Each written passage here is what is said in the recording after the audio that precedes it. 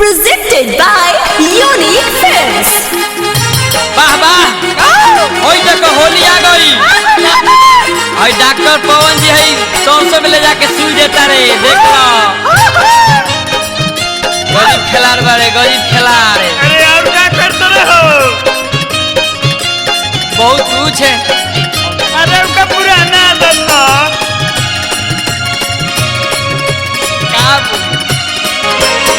हो करे तू बात जानी चालो, बात जानी चालो हो, बात जानी चालो। ए हो करे तू बात जानी चालो। बात जानी चालो हो, बात जानी चालो। अब अंशु से रंग डलवा लो, गतर गतर अबीर मलवा लो। से रंग डलवा लो, गतर अबीर मलवा लो।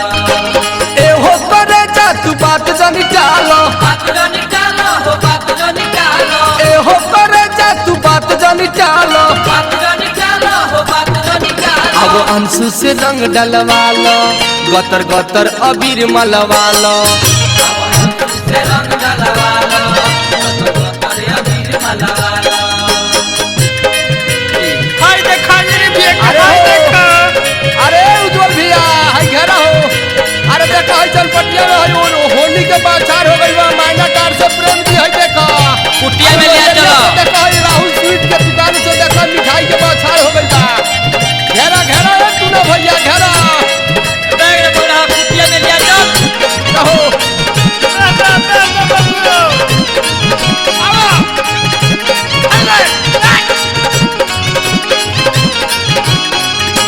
हाथ से डाली लहंगा के भीतर, आवो न कदी जगहिया पवित्र।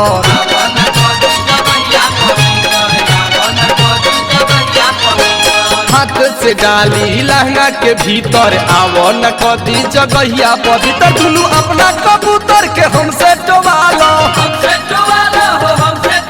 दुनू अपना कबूतर के हमसे टोवालो। अब टूना से रंग डलवा लो, अब टूना से रंग डलवा लो।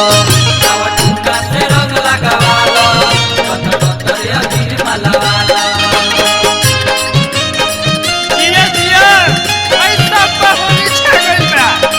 हाय देखा कहीं मेडिकल नहीं थे खाली मिला। और देख लो, कौन भैया चोली के दुकान खोले बारे होली में। नया पर बिजनेस खुलल बा। डाले दो हमरा के जी भर के रानी, रंग रही आधा रही हो पानी।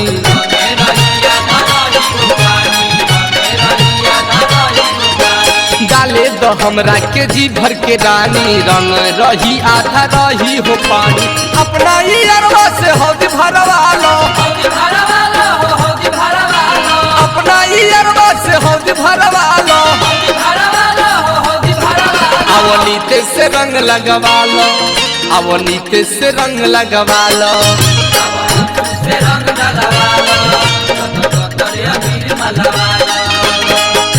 अरे हाय बेटिया गमगीन हो गइल हो। अरे देखी हई का देखावा? विकास से चनपटिया के गुरु भैया। अरे पहले ध्यान दी होली में, ध्यान दी। देखी हई ओमन ड्रेस से एकदम ध्यान अरे बा।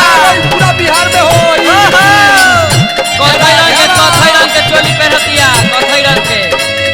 हो लगावला चला होली में पूरा दाम के एकदम एकदम। जोता जोता भैया। अरे हाय कुछ लोग ये बारे। कन्हैया दीक्षित के मान कहनवा, अंशु बिहारी के खुश कदमनवा।